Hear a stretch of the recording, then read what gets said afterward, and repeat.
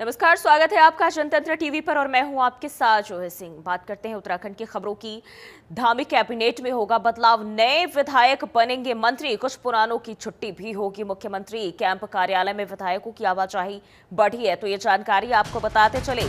Dhami cabinet से जुड़ी हुई खबर सामने आ रही है, जहां कैबिनेट में बदलाव होने की जानकारी मिल रही है। बताया जा रहा है मुख्यमंत्री कैंप कार्यालय में विधायकों की आवाजाही बढ़ी है और बीजेपी हाईकमान वर्तमान मंत्रियों के कामकाज की समीक्षा कर रहा। सूत्रों के हवाले से ये भी जानकारी सामने आ रही है। सीएम धामी के मंत्रिमंडल विस्तार की बात करें तो प्रस्तावित विस्तार में जहां नए विधायकों को मौका मिलेगा, वहीं कुछ मंत्रियों को मंत्रिमंडल से हटाया भी जा सकता है। सूत्रों के अनुसार बीजेपी हाईकमान मंत्रिमंडल में फेरबदल से पहले वर्तमान मंत्रियों के कामकाज की समीक्षा भी कर रहा है और यदि अंतिम क्षणों तक कोई बड़ा बदलाव ना हुआ तो दो मंत्रियों को उठाकर संगठन में काम करने की हम जिम्मेदारी दी जा सकती है। और इस बार कैबिनेट में संतुलित रूप देने के लिए लोकसभावार प्रतिनिधित्व देने के फॉर्मूले पर काम किया जा रहा है। फॉर्मूला हर लोकसभा क्षेत्र से दो दो विधायकों को मंत्रिमंडल में स्थान देने का है। बीजेपी के उच्च पदस्थ सूत्र भी इस फॉर्मूले की पुष्टि कर रहे हैं। धामी मंत्रिमंडल में पिछले काफी समय से मंत्रियों के 5 पद खाली है। 2 दिन से मुख्यमंत्री आवास और सचिवालय में विधायक लगातार आकर मुख्यमंत्री से मुलाकात भी कर रहे हैं। और इसी खबर पर ज्यादा जानकारी के साथ हरीश खनेरा हमारे संवाददाता हमारे साथ जुड़ चुके हैं। हरीश, देखिए, धामी कैबिनेट में बड़े बदलाव की जानकारी सामने आ रही है, क्या कुछ जानकारी आपको मिल रही है?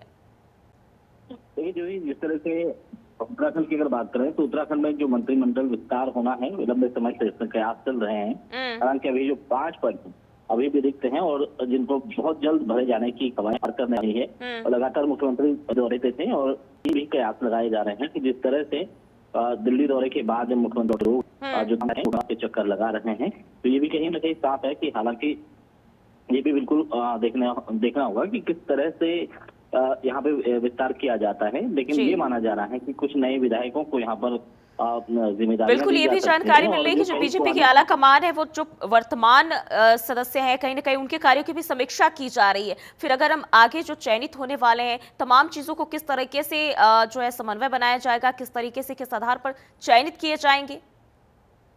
देखिए जो पहली बार के जो विधायक हैं, यानी कि जो पहली बार चुनाव जीत कर आए हैं, तो जाहिर सी बात है उन्हें तो जगह नहीं दी जाएगी। और दूसरी सबसे बड़ी बात है कि जो लोग दल बदल करके आए हैं, तो उनको भी मंत्रिमंडल में जगह नहीं दी जाएगी। कहीं ना कहीं जो संगठन से जुड़े जो पुराने जो लोग हैं, उनको यहाँ पर जगह देने का काम धामी सरकार करेगी। और इसी पर मंथन किया जा रहा है सरकार और संगठन के बीच कि किस तरह से जो विधायक हों उनको यहाँ पर दिया जाए। लेकिन सबसे बड़ी बात है कि जो पुराने विधायक हैं उनको भी कहीं ना कहीं छुट्टी उनकी हो सकती है। तो इसी सभी चीजों को लेकर जो समीकरण जो बन रहे हैं, इसमें ये माना जा रहा है कि जो मंत्रिमंडल विस्तार है ये बहुत जल्दी यहाँ पर किया जाना है और इसी पर चर्चाएं लगातार हो रही हैं। जी ठीक है, बहुत बहुत शुक्रिया आपका हरीश तमाम जानकारी के लिए। और धामी सरकार का कैबिनेट विस्तार होने जा रहा है। वही धर्मपुर विधानसभा के विधायक ने बताया कि कैबिनेट के विस्तार को लेकर लंबे समय से तर्क लगाए जा रहे हैं, जिसको लेकर सरगर्मियां भी तेज है। लेकिन यह निर्णय केंद्र को लेना है, प्रदेश सरकार के साथ सलाह पर लेना है। विस्तार में किस प्रकार के लोगों को मौका मिलेगा और किस संकल्प से वह कार्य करेंगे, ये तो आने वाला समय ही बता सकता है। बहुत लंबे समय से ये प्रयास भी हो रहे हैं और कयास भी लगाए जा रहे हैं कि प्रदेश की कैबिनेट का विस्तार हो।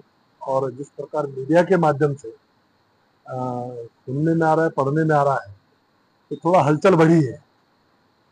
लेकिन ये निर्णय केंद्र को लेना है और प्रदेश के साथ सलाह पर लेना है कि कब उसका विस्तार होगा और विस्तार में किस तरह के लोग आएंगे, क्या समीकरण शामिल आएंगे, ये आगे समय पर छोड़ना चाहिए। जब समय आएगा तो ये हो ही जाएगा। प्रदेश में मंत्रिमंडल के विस्तार की खबरें लगातार चलती रहती है और बीते दिनों सीएम धामी के दिल्ली दौरे के बाद सियासी गलियारों में मंत्रिमंडल विस्तार को लेकर चर्चा और तेज हो गई है।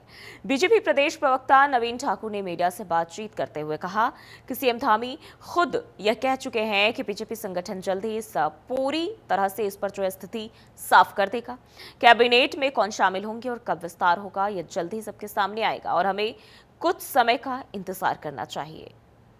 देखिए, माननीय मुख्यमंत्री जी को निर्णय लेना है और बहुत जल्दी जो है मंत्रिमंडल विस्तार होगा। आप सबको सूचना मिल जाएगी। उसके लिए लगातार मंथन चल रहा है, लगातार फीडबैक संगठन से भी लिया जा रहा है और आने वाले समय में बहुत शीघ्र जो है मंत्रिमंडल विस्तार जो है उत्तराखंड में होगा। और राज्यपाल लेफ्टिनेंट जनरल गुरमीत सिंह ने उत्तरकाशी जिले के आपदाग्रस्त क्षेत्र थराली, हर्षिल और मुखबा का दौरा कर प्रभावित परिवारों से मुलाकात की और राहत और सुरक्षा कार्यों की वस्तुस्थिति का जायजा लिया। मुखबा में राज्यपाल ने आपदा प्रबंधन, राहत और सुरक्षा कार्यों की प्रगति के बारे में विस्तृत जानकारी ली और इस दौरान उन्होंने जिला प्रशासन, सेना, एनडीआरएफ, एसडीआरएफ और अन्य सुरक्षा एजेंसियों से चल रहे राहत और सुरक्षा उपायों के बारे में भी जानकारी ली है। राज्यपाल ने मुखबा में धराली, हर्षिल से आए प्रभावित परिवारों से मुलाकात कर उन्हें हर संभव सहयोग और सहायता का भरोसा दिलाया। उन्होंने कहा कि संकट की इस घड़ी में राज्य सरकार और पूरा प्रशासन उनके साथ मजबूती से खड़ा है। राज्यपाल ने अधिकारियों को निर्देश दिया कि आपदा प्रभावित परिवारों की सहायता और पुनर्वास के लिए ठोस कार्य योजना तैयार की जाए ताकि प्रभावित लोग शीघ्र ही सामान्य जीवन में लौट सके।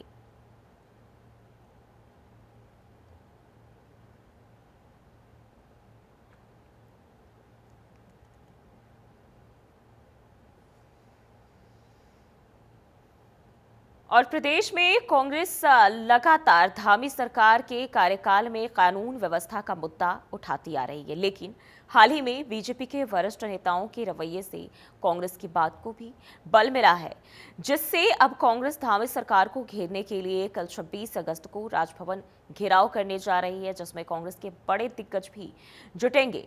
जिसको लेकर कांग्रेस राष्ट्रीय प्रवक्ता ने कहा कि हमारा यह घेराव राज्य सरकार की बिगड़ती कानून व्यवस्था पर उनको आईना दिखाएगा।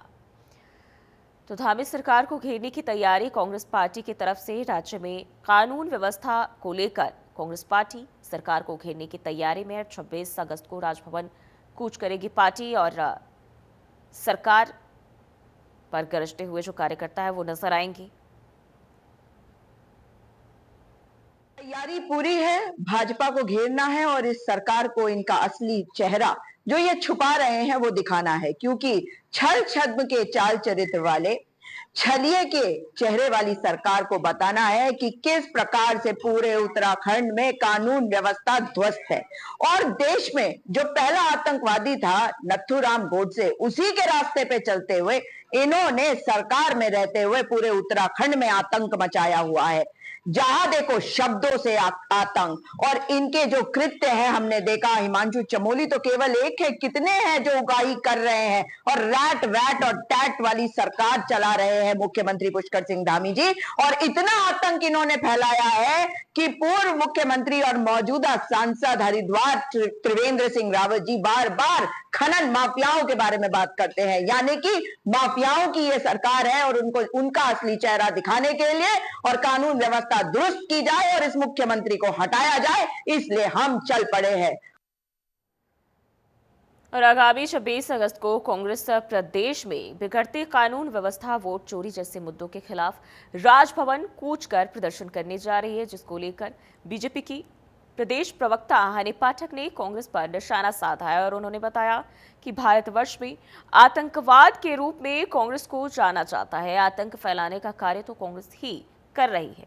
कांग्रेस को एसी के कमरों से बाहर आना चाहिए और तभी उनको ये भी पता चलेगा कि जनता उन्हें क्यों नकार रही है।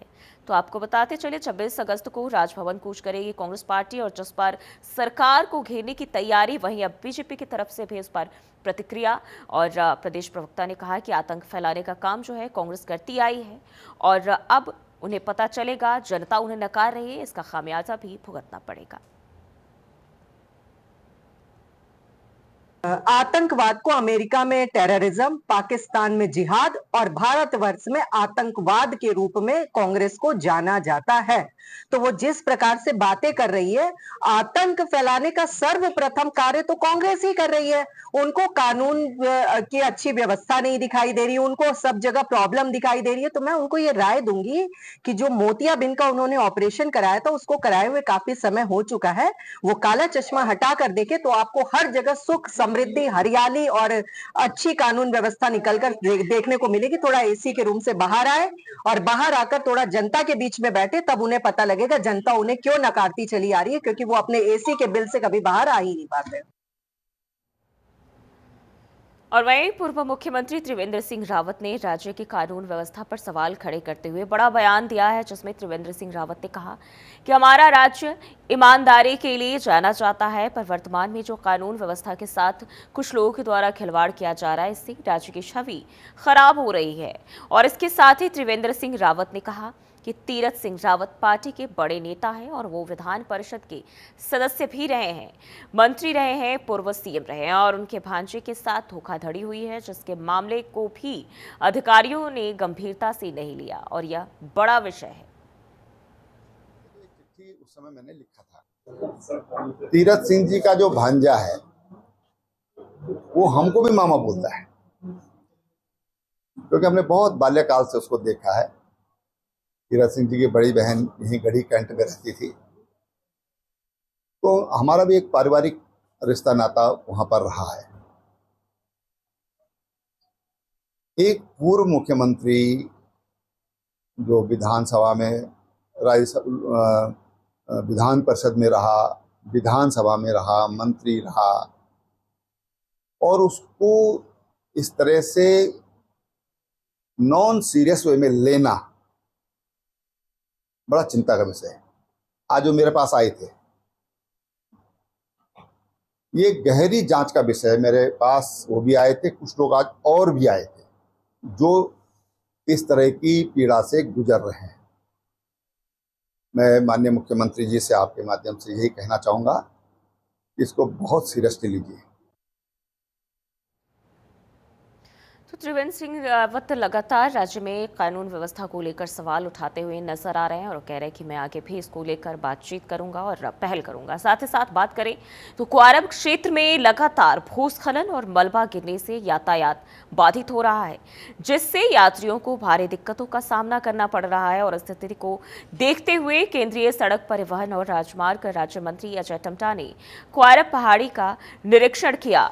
उन्होंने विभागीय अधिकारियों को बारिश के बाद पहाड़ी के ट्रीटमेंट कार्यों में तेजी लाने और सड़क को सुरक्षित बनाने के निर्देश दिए हैं।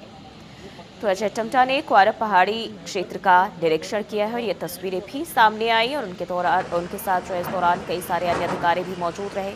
तो आपको बताते चले, लगातार मानसून की वजह से जो पहाड़ी इलाके हैं, कहीं ना कहीं वहाँ लोगों के लिए मुसीबतें जो है वो बढ़ जाती है। कभी मलबा गिरते हैं, पहाड़ी दरकते हैं और ऐसे में जो रोजाना की जिंदगी है लोगों की प्रभावित होती है।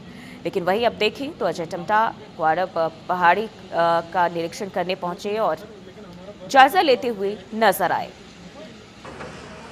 क्वारब का जो है कि क्वारब में आप सबके ध्यान में ही है कि हम लोग बहुत जल्दी उसको और तेज़ गति से करते। हमने भारत सरकार के माध्यम से वैकल्पिक मार्ग के लिए भी हमने 10 करोड़ रुपया 2 वैली ब्रिज और नया रोड का संरक्षण भी किया था, मगर किन्हीं कारणों से उस पर हम बहुत जल्दी से काम नहीं कर पाए और अभी भी हमारा काम उस पर नहीं हो पाया। मगर हमारे सौभाग्य है कि हमने जो नीचे स्लोप प्रोटेक्शन रोड के नीचे का था उसमें हमने 17 करोड़ रुपए दिया है। उसका काम बहुत तेज़ गति से है। मैं कल भी उस रोड से आया हूँ, तो उतनी बड़ी समस्या दिखती नहीं है। और रोड के ऊपर वाला जो स्लोप प्रोटेक्शन का काम है उसमें हमने 51 करोड़ रुपए भारत सरकार के माध्यम से मंजूर हुआ है, जिस पे काम बहुत तेज़ गति से चल रहा है। और धामदेव शहीद स्मारक पर शहीद नरसिंह और टीका सिंह की प्रतिमाओं पर पुष्प चक्र अर्पित कर श्रद्धांजलि दी गई। 25 अगस्त 1942 को अंग्रेजों से लड़ते हुए दोनों सेनानियों ने यहां प्राण न्यौछावर कर दिए थे। उनकी बरसी पर सालम क्रांति दिवस मनाया गया, जिसमें बड़ी संख्या में लोग शामिल हुए। कार्यक्रम में सांस्कृतिक प्रस्तुतियां हुई और शहीदों के जीवन पर प्रकाश भी डाला गया। तो आपको बताते चले, शहीदों के लिए ये कार्यक्रम का आयोजन और ऐसे में देखें तो सांस्कृतिक कार्यक्रम का आयोजन भी किया गया। सालम क्रांति के शहीदों को इस दौरान पुष्प चक्र अर्पित कर श्रद्धांजलि दी गई। देश के आज़ादी के उस बिगुल में कुमाऊं के रूप में जिस प्रकार से हमारे को कहना चाहिए कि चाहे वो सल्ट की क्रांति हो, चाहे कुमार की क्रांति हो, चाहे सोमेश्वर के चनौदा की क्रांति हो, वैसे ही धामदेवल में जयंती की क्रांति हो।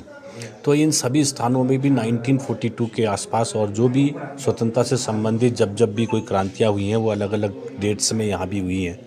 बहुत सारे लोगों ने अपना बलिदान दे करके इस भारत माता को आज़ाद करने में उत्तराखंड के हमारे उन पूर्वजों ने, उन बुज़ुर्गों ने हमें भी स्वतंत्र जी हवा में सांस जीने का एक साहस जुटाया और उन्हीं के आशीर्वाद से आज देश दुनिया में नरेंद्र भाई मोदी जी के मार्गदर्शन में पुनः भारत 100 वर्षों के अंदर मतलब जिस प्रकार से हम देखते थे पिछले कई सालों से, मगर आज़ादी के इस कालखंड के अंदर हमको बहुत एक अच्छा सौभाग्य मिला है। हरिद्वार के बहादुराबाद टोल प्लाजा पर चल रहा किसानों का धरना 5 दिनों के बाद खत्म हो गया है। किसान नेताओं के प्रतिनिधि मंडल ने देहरादून पहुंचकर मुख्यमंत्री से मुलाकात कर अपनी मांगों को रखा। मुख्यमंत्री से सभी तरह की समस्याओं के समाधान का आश्वासन मिलने के बाद किसानों का धरना खत्म किया गया और तब जाकर किसानों ने अपनी सहमति जताई और इसके बाद हरिद्वार के डीएम और एसएसपी ने बहादुराबाद में धरना स्थल पर पहुंचकर धरने पर बैठे सभी किसानों को तहसील स्तर पर किसान दिवस का आयोजन कर किसानों की सभी तरह की समस्याओं को सुलझाने का आश्वासन दिया। तो आपको बताते चले किसानों के बीच डीएम और एसएसपी पहुंचे और जो किसान की मांगे थी लगातार 5 दिनों से वो इसको लेकर प्रदर्शन कर रहे थे, अपनी मांगों को लेकर अड़े हुए थे, जिसके बाद उन्हें आश्वासन दिया गया कि उनकी सभी मांगे पूरी की जाएंगी। मुख्यमंत्री से भी आश्वासन मिला, साथ ही साथ जो प्रशासनिक अधिकारी हैं उन्होंने भी उन्हें समझाया और उनकी मांगों को पूरा करने का आश्वासन दिया। अच्छी चर्चा हुई है, जैसा कि निर्देश प्राप्त हुए हैं कि किसानों के हित को सर्वोपरि रख के कार्य किया जाए। साथ ही उनकी कोई भी समस्या है उसको हम लोग तहसीलों के स्तर से, तहसील दिवस के स्तर से या फिर जनपद स्तर पे सुलझाएंगे। तो स्मार्ट मीटर को लेकर काफी जो इश्यूज थे या जो प्रॉब्लम थी उसको लेकर हम अवेयरनेस फैलाने का काम करेंगे। पहले उनको अवेयर किया जाएगा। कोई समस्या होगी तो फिर बैठ के बातचीत की जाएगी। कोई ऐसा जोरदस्ती वाली बात नहीं है। और उत्तराखंड के उत्तरकाशी में भारी बारिश के चलते नेशनल हाईवे 108 भटवाड़ी में लूण के पास बंद हो गया, जिसे खोलने के लिए बीआरओ मशीन तैनात कर दी गई है। यमुनोत्री मार्ग नारदचट्टी जंगल चट्टी के पास अवरुद्ध है। स्याना चट्टी में रात को बारिश के कारण यमुना नदी का जलस्तर बढ़ गया। जनपद मुख्यालय सहित समस्त तहसील के अंतर्गत आने वाले गांवों और हर्षल स्याना चट्टी में हल्की बारिश जारी है।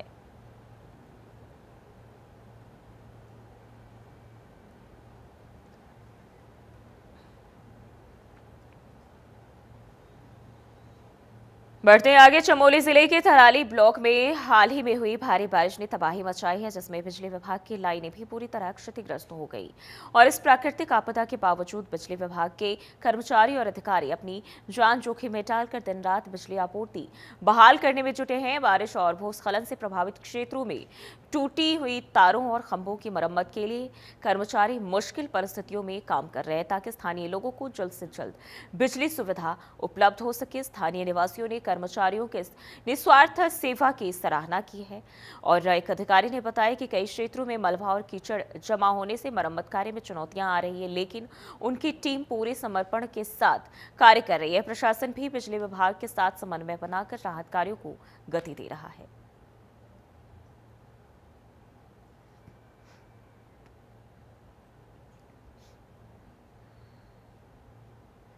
और उत्तराखंड जैसे पर्वतीय राज्य में पर्यटन और चारधाम यात्रा से आवागमन की गतिविधियां लगातार बढ़ रही है और इसके चलते राज्य में पर्यावरणीय समस्याएं भी तेजी से उभर रही हैं। विशेषज्ञों और पर्यावरणविदों का कहना है कि अब समय आ गया है जब भवन निर्माण और सड़क निर्माण जैसी गतिविधियों में पर्यावरणीय संतुलन और मानकों का सख्ती से पालन किया जाए। चारधाम यात्रा जैसे बड़े धार्मिक आयोजन में लाखों पर्यटक आते हैं और इस वजह से पर्वतीय क्षेत्रों में होटल और अन्य व्यावसायिक प्रतिष्ठानों का निर्माण तेजी से हो रहा है, लेकिन अक्सर इन निर्माणों में भारतीय मानक ब्यूरो द्वारा तय भवन निर्माण संहिता की अनदेखी की जाती है और इस संहिता में मैदानी और पर्वतीय क्षेत्रों के लिए अलग अलग गाइडलाइन तय किए गए हैं ताकि विकास कार्यों के साथ साथ पर्यावरण संरक्षण भी सुनिश्चित हो सके। देखिए, आपदा का जो मुख्य हमें संदर्भ अगर ज्ञात हो, अभी जो उत्तराखंड प्रदेश है मुख्यतः ये पहाड़ी क्षेत्र है और यहाँ पर विभिन्न प्रकार की जो आवागमन की जो गतिविधियाँ हो रही हैं, विभिन्न प्रकार के टूरिस्ट जो है आप जानती हैं कि चारधाम यात्रा में भी आए हैं, तो इससे क्या है कि पर्यावरणीय समस्याएं जो हैं धीरे धीरे बढ़ रही हैं। आज आवश्यकता इस बात की है कि पहाड़ी क्षेत्र में खासकर जहाँ पर भवन निर्माण किया जा रहा है, चाहे वो होटल से संबंधित हो या किसी और व्यवसाय से, उसमें ध्यान दिया जाए कि एक तो सीमित मात्रा में हम लोग शहरीकरण की तरफ बढ़ें और पर्वतीय क्षेत्रों में थोड़ा सा एनवायरनमेंट और कहें तो पर्यावरण का ध्यान रखते हुए जो भी भवन निर्माण हो वो मानकों के अनुरूप हो। मैं आपको बताना चाहूँगा कि भारतीय मानक ब्यूरो ने भवन निर्माण संहिता बनाई है जिसमें मैदानी और पर्यावरणीय जो ये पर्वतीय क्षेत्रों के लिए अलग अलग गाइडलाइंस दी हैं कि कैसे भवन निर्माण किया जाए। और इस बुलेटिन में फिलहाल के लिए बस इतना ही। देश और दुनिया की तमाम खबरों के लिए बने रहिए हमारे साथ।